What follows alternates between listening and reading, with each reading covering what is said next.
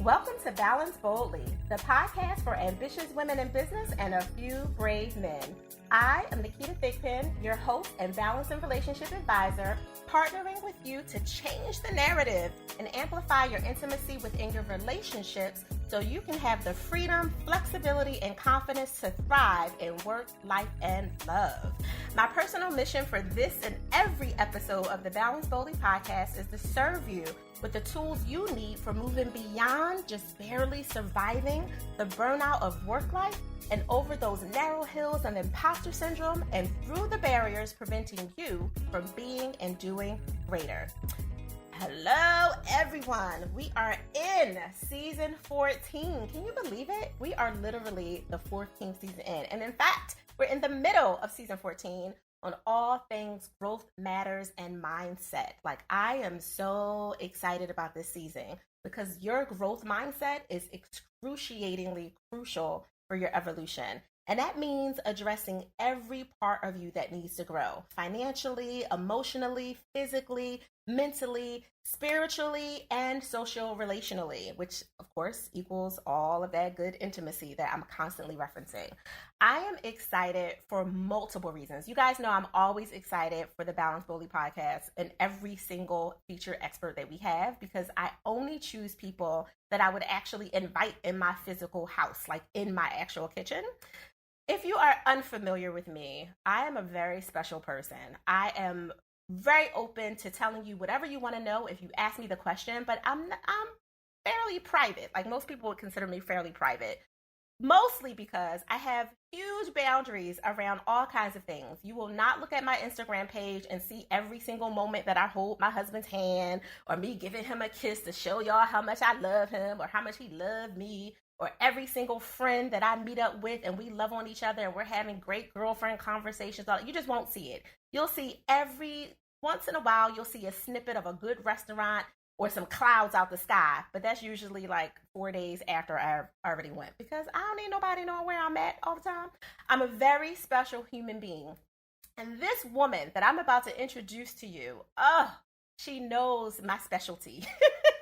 She knows how special I am. I have been special my entire life. And this young lady, and I call everybody young lady. She ain't really that young, y'all. She's the same age as me. But every young lady understands that when you have rolled with me for years, like decades, through my professional career, you are a secret keeper. You know how crazy I was, how much I used to curse. You know all of it. And Trudy is one of those people. So I want to introduce you now to Trudy Tchume-Johnson. She is an amazing, phenomenal woman that I love. She is a sister. She is a friend. She is also a high-level professional, a Hematology Social Work Manager at Children's Hospital of Philadelphia. For those of you who don't know, it's CHOP, one of the #1 hospitals in the world for children. She specifically works in the division of hematology, which is where we connected so many years ago. An amazing, incredible process that she's going through as a newborn screening counselor. She's heavily into working with adolescents with sickle cell disease. That is one of her passions, to be with those people. And you guys know, I don't like kids, but I love them. And Trudy is one of the people that helped me identify, like, you are really serious with these kids, but you love them hard, even though you're super firm. And she loves me so much because of it. She's been at CHOP for well over 20 plus years in the medical field doing her thing, and it has afforded her the opportunity to experience the sickle cell community from local, state, national, and global platforms. She's actively supporting all kinds of initiatives all over the world that balance the patient care experience and clinically advances and alleviates characteristics of the disease, which I am intimately familiar with, and I appreciate her work. She's a busy mama of 3 and enjoys moments alone to think, dance, and travel. I love her. My sister friend Trudy, how are you today? I'm great. Thank you so much, Naketa, for that opening, for that welcome. It was hard to not laugh at you at sometimes, at some moments. But I appreciate you. And as you just said, I'm really proud of the space that I'm in now because I have the opportunity to really support healing and also be healed through the work that I do. So Absolutely. Thank you. You're welcome. You know I love you. Listen, I love you too. I know you do because you put up with my crazy, which I appreciate. It's equal. It's equal. Right, pun intended, right? So, Trudy, I know you and I have had, I mean, we're friends, so we've had all kinds of layers of conversations, and we've also been with each other just through the go through of life, right? Like just dealing with our own, career burnout, different parts of our lives when our kids is growing up, when they acting wild, when they just being who they are, husbands not acting correct. I, kept mine and dealt with them. You said no to yours, like just balance, the balance. The balance of it. I would love for you to just share with the listeners a little bit about you and your journey and just how you've dealt with, the parts of burnout and things that you have to deal with as a career woman who's really literally balancing her life boldly. Okay, I feel like that's a loaded question, but it's a question that if I break it up into areas, I can. Y'all hear her type A, y'all? Y'all hear her type A? She's like, let me break this into a box of layers. Step 1, step 2. Y'all hear this? That's why I love Trudy. If not, it'll be a mush of words. So I would say professionally, because I am a social worker, and you definitely identify with this. Mm-hmm. One of the first things we're taught in school is about boundary setting. Mm-hmm. And it is very, very, very difficult when you're in a role that requires you to be a human servant.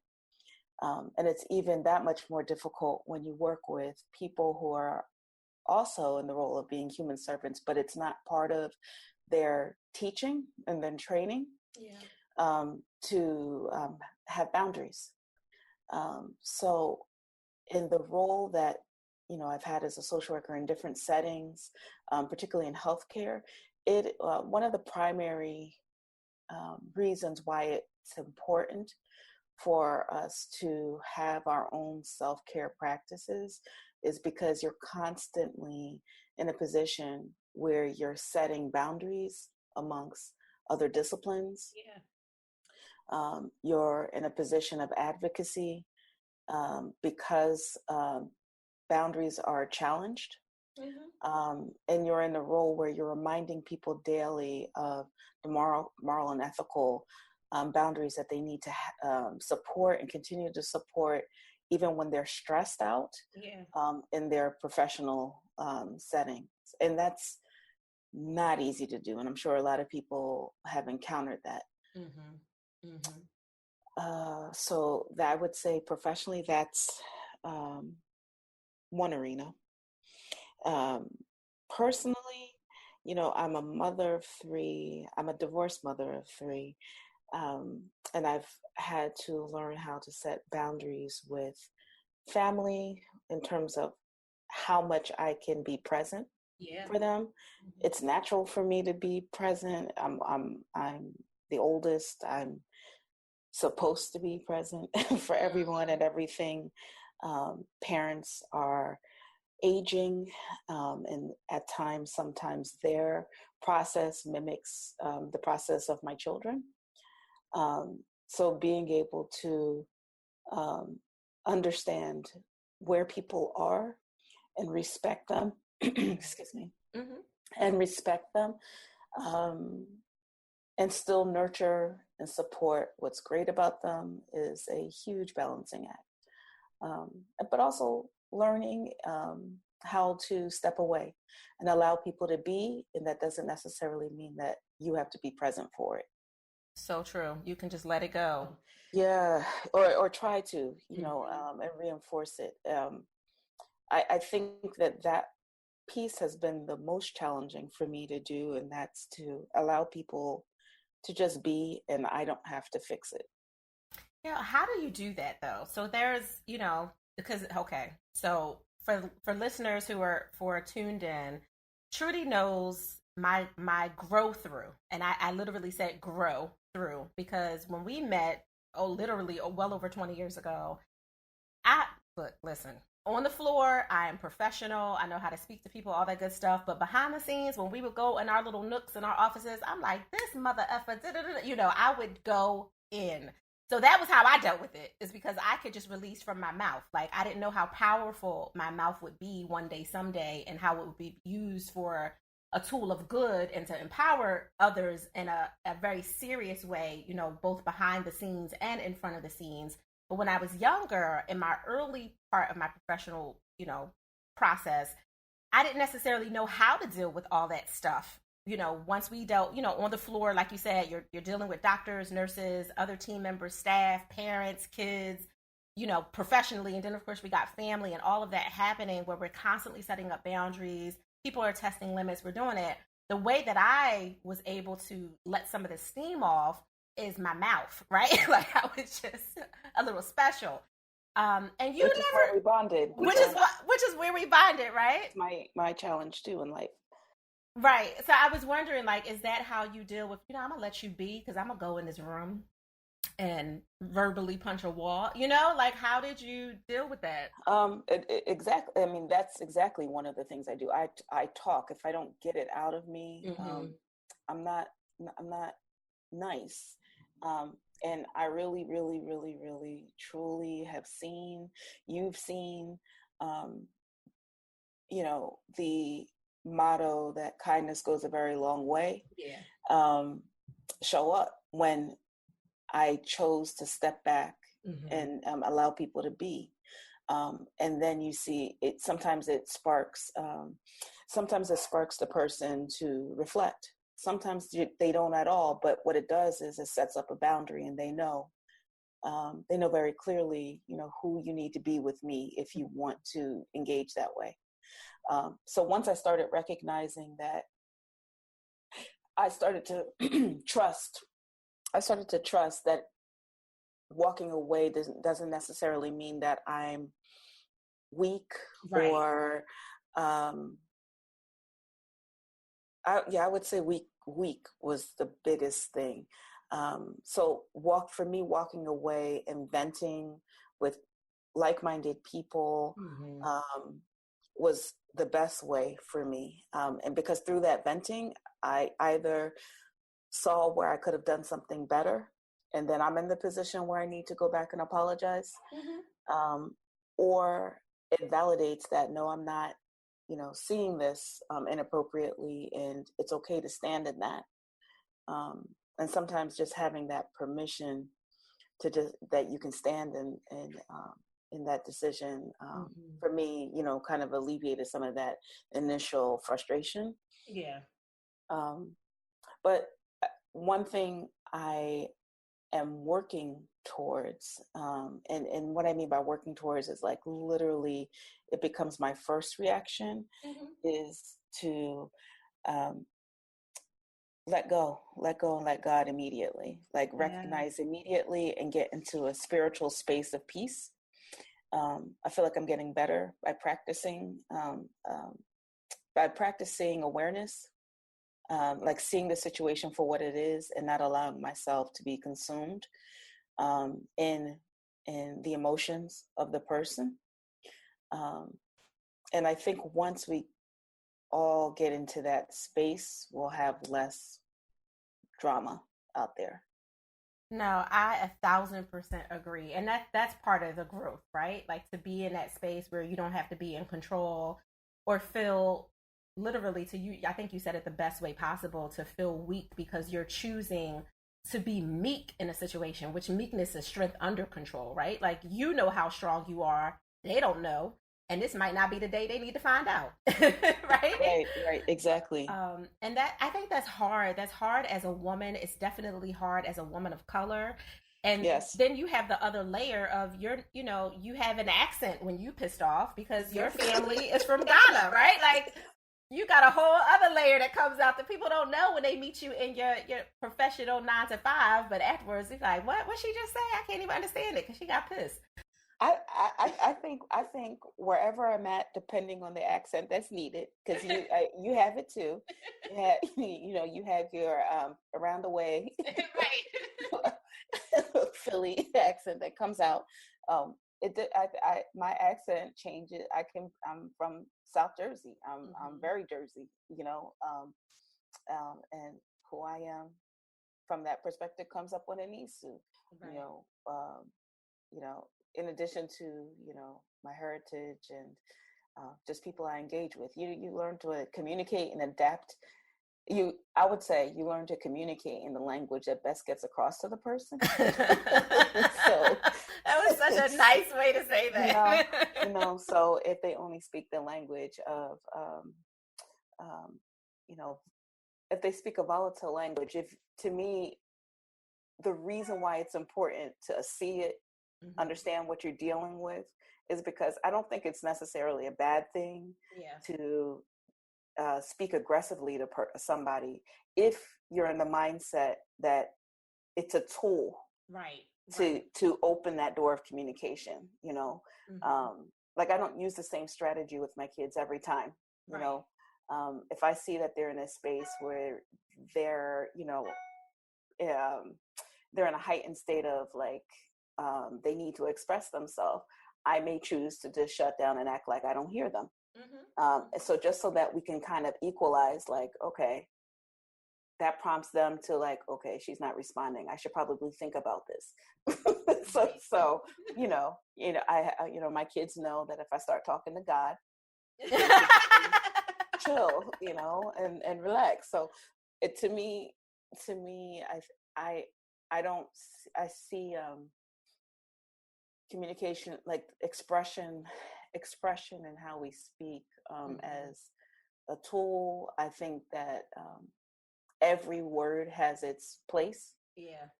You just have to be in control of it. You have to understand why you're using it at Mhm. that moment, um, and how you can rebound and reclaim the conversation, in a way that's fruitful and purposeful and supportive. I So, love that. Rebound and reclaim. Look, I'm writing down notes. Rebound and reclaim the conversation. I love that. That's probably going to be the title of this, just so you know. Um, like, thank you for that, Trudy. I appreciate you. Just help the team, not have to come up with a sexy headline. But no, you're 1,000% correct, right? Like, I appreciate that as another powerful, strong woman, that you can be in a space of recognizing that you don't always have to be soft spoken to, be a quote unquote lady, right, in the room, that you can stand in your power and use whatever tool you need at the time to get the message across. Like, I absolutely love that you said that, because I'm mad assertive, and yes. and people, I have a client. Oh, she's special. She's known me for a few years at this point, maybe 10. And she's always saying, like, I really wish people knew who you were, Naketa, because they hear you and they think you so sweet, and then you get with them and you just fussing out, and I think you it's tell all on yourself. I think purposeful. you tell on yourself a lot, and I I do. think if people are in tune with you, you're pretty transparent. You're pretty transparent, I and I think think so too. I think the part I think the part of you that they really shouldn't get to know is just that they shouldn't. It's not their business. Right. They don't need to know you that way. But if you do, they should. I mean, but if they want to know you that way, you have no qualms Mm-hmm. with showing that. So I like that. I like that I'm on the side of you venting, Right. because I don't want to receive that wrath, Right. because I got good sense. So Well, I mean, because we grew up together in our own way. Like, professionally, we grew up, with our kids being young and marriages and all that stuff. So you got to see the rawness, as I did you, right? Like, I got to see that side too. Like, I already know I don't want none of that. yes, So yes. we we all we're very reciprocal of what we don't want. But I guess what I'm saying is, but people, I mean, you are that nice person. You are Yeah. that kind person. You are that loving person. That's exactly what, drew me to including you in my village of wisdom. You Yeah. know, you're still in it because you're wise. You get it. And what I love about that is that for me, where you're predictable is that if you're not in that space, I have to show up in a way that's either supportive or step back and give you time Yeah. and then come back. So to me, you're predictable. Like, I don't, what I don't like is people who have learned to cope, cope with, like their ability to cope is to dissociate themselves from the truth.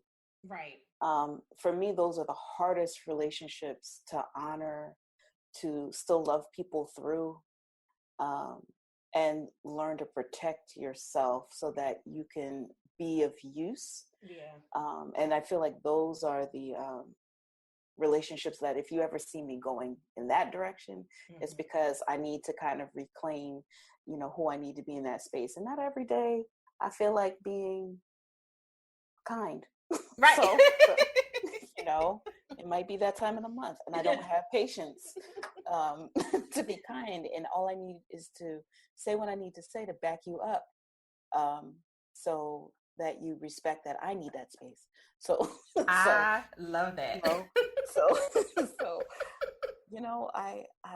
I do believe like with age comes wisdom if you choose to embrace it, like if you choose to recognize that it's there. And I feel like my kids have been my biggest lesson in that. I wish they had this version of me when I was younger. Right. Me too. I wasn't awful. I definitely wasn't awful, but I wish that they weren't necessarily a part of my growth that way. But things are the way they are, and they're great because of it. Yeah. And I see that. I just, you always wish that you knew what you knew. You're such a good mom, Trudy, just for that statement. Like all seriousness, like you're just like, I'm such a, you've grown up, right? So you're like, I'm such a more mature, wiser person now that I really wish my babies that are, teens and young adults could have, gotten me from this stage earlier. And I am just the opposite. I'm like, the problem with y'all mofos is y'all know the nicer part of me. That's the problem. Y'all should have got the South Philly mama. That's what you should have got. Like that's no, but it's not that it's not that I didn't. I think that's who they got from me. They got the one that had to function from.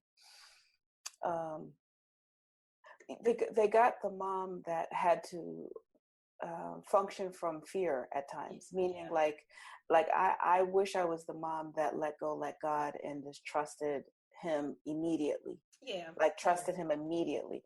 The mom that I was like, that was in my mindset, but it was usually my reaction to a situation as opposed to proactively just becoming silent and just seeing it and trusting that, they have what they need. And that's who I am now, like, okay, I know they have what they need. Let me just see them go out there. And maybe I could have done that a little bit sooner. Yeah. I think we have habits that we just develop, and I was that mom, like, you're never taking the subway. Like, right. I don't care that you're 17. I don't trust you, to not attract drama to you. Right. So my poor first one, second one, I loosened up a little, but I feel like it's worked out, and they've been able to share, I can do it. Yeah, right. Like, I got this, mom. Back up. I can do it. They set up their own boundaries. Back up, yes, mom. Right. So, and all those were teaching moments to kind of just reinforce, all the teachings that we've had, or I feel like I've had throughout my life, that I learned how to actively understand those teachings. Lots of parables. My Ghanaians, love parables, and they don't always make sense to you when they're saying it, until it's explained or until you have an experience, and then you're like, oh, that's what that was. Or spiritual parables from my reference being the Bible as my primary reference, but then also other spiritual guides, where it's not always taught how to embrace those teachings. So I feel like that's the part that we're doing better now. you, me. This podcast is an example of that. Yeah. Um, It's honest. It's an honest reflection of where we are in the world, which is why I say you're such a good mom for it. Because I look at my son sometimes, come on, I'd be like, Lord Jesus, if I would have just shown him 15th and Lehigh, like growing up, maybe, like, no, don't get me started. no, he's where he is at this point in life, and he has to learn it this way, and he has to learn things the way he has to learn them. And the awesome thing is that you're present, Yeah. and you're aware, and he's not afraid to go to you. Mm-hmm.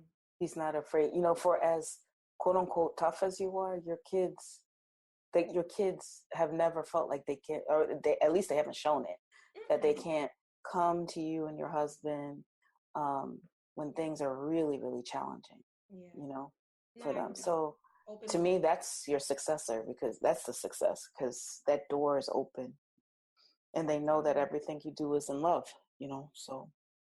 It is. Even when I gotta grip them up, it's like, no, let me stop. But they were like, child services, can we do a background check on the clinical social workers that are? I love it. So, Trudy, tell everyone, how do you take time for you? Like, when do you give yourself permission to pause, to be able to just manage all this growing and growth and the challenges that go with it? How do you take care of you? So I reflect daily on quotes that I collect when wisdom shows up. Like for instance, I was watching the BET Awards, and man, if there wasn't some gems dropped by certain individuals through that I was like writing down. I'm like, okay, or talking to you, and you'll say something that I'm like, yep, I'm jotting that down because I need to go back to it. And meditate over it and pray over it and make sure I'm receiving it well. So that's what I do. And then I try to fit those things into every moment, every interaction, every just actively using those teachings so that it becomes second nature for me. Yeah, no, absolutely. That makes a lot of sense. And I love it. And of course we don't have time to talk about it, but I know what you mean. Tyler Perry and her with her song and oh girl. Yes. Yes. But Tyler Perry's quote, he said a couple of things. He said, there are people's lives that are tied into your dreams. Own your stuff. That's right. When he said that, I said, yeah, man. Like, if that doesn't speak to, man, if that doesn't say everything about just your social responsibility in this world, and then Mary J. Blige said something around, in order to be an authority, that she needed to recognize that she needed to come under authority. That's right. Spiritual authority, and that too, we've heard that in so many ways, but hearing it that way in that moment was everything. Was everything again for me. So I think the final thing I would say is spirit is everything. And it's important to nurture who we are spiritually, because it literally dictates who we are in other ways, in every other way, who we are physically, emotionally, how we react to things, how we embrace things. So just choosing a spiritual platform that nurtures peace and love and kindness in your life is important. Yeah, I agree. I was going to say, I stand in agreement with you in that. So we have permission to stand together. So you're 1,000% correct. So how can people get in touch with you? Because I know there are people who have questions that, have nothing to do with your work as a social worker and, sickle cell disease and all that, which is important as well. But they just have questions about Trudy. Like, I just want to talk to you. How can they follow up with you? Where can they go? Social media platform or email, whatever you're comfortable with. I am on LinkedIn. I am on Twitter. I will send you those handles. and on Instagram as well. That's perfect. Yeah, send them to me, and I will put them at the bottom of the show notes with the really good key points that you brought up, including rebounding and reclaiming the conversation. Because you said that thing. Trudy, you have been amazing. I thank you. And girl, I honor you for carving out this time and just being here. It's been a long time coming, and I'm so grateful that you were here today. Thank you so much. You're a blessing you're a blessing in so many ways. So I appreciate you, and I'm excited for you, and I love that it's your purpose to touch the world. Thank you. Don't be having me crying. It's too early in the morning. Cut it out. I'm a thug. I can't be showing no tears, Trudy. Cut it out. I'm an empowerment thug. Cut it out. I know, right? Liquid water. Just liquid water. Just liquid water coming from my eyes. That's all. Thank you so much. I love you. You don't go anywhere. You stay right there. Balance boldly. I love you guys so much. Thank you for rocking out with Trudy and I today. This was phenomenal. You got to see, I'm always pulling back the curtain for everyone else, and you got to have the curtain pulled back on me too, because she clearly was giving up the tapes. So I thank you. I thank her, and I thank all that you are going to share this with for just being a part of this process. While I grow, you grow, we all grow. So let's just do it together. Of course, if you like what you heard, make sure you subscribe, rate, and share to help us ensure that other ambitiously bold and brave have access to these valuable life, love, and business balance tools. If you need to connect with me or want to connect with me, make sure you go to Ask Naketa on IG, Twitter, or Facebook.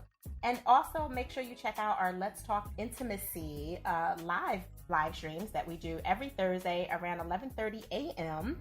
And you'll see the link for all that good stuff. You can catch the replay of that on YouTube. So go, create your balance and create your joy. But remember, do it boldly. Thank you for listening.